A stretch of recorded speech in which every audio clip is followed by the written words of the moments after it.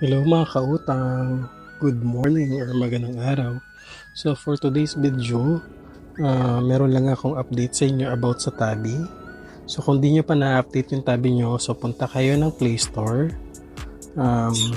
Update ko lang yung Tabi nyo. The good news with Tabi is, meron na silang cash advance guys. So once na-updated nyo na yung Tabi nyo, open nyo lang yan.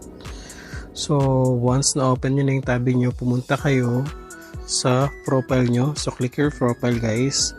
So makikita nyo rito sa under your profile, your personal information, payment methods, and yung bago nila is yung Tabi Advance.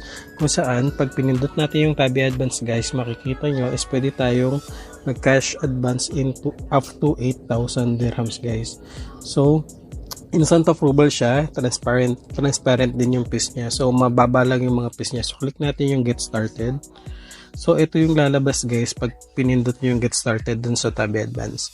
So mamimili ka lang guys ng amount kung magkano yung amount na utangin mo. So 1,500, 2,000, 2,500, 3,000, 4,000, 5,000, 5,000, 5,500, 6,000, 6,500, 7,000, 7,500, and up to 8,000.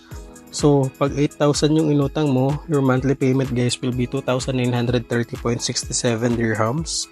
So, payable siya into 3 months katulad with cash now. Okay, so once clinic mo yung continue, instant yan. So, subject for approval kung ma-approve sa inyo yung 8,000 na amount.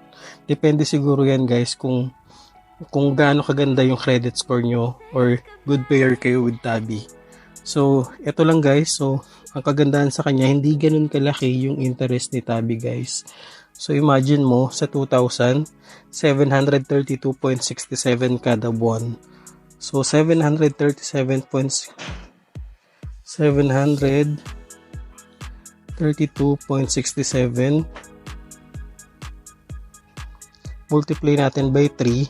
So 2,198 in total. So divide natin dyan yung capital amount na niloan mo, so ang interest lang nila is 198 dirhams dun sa 2,000 guys na inutang mo.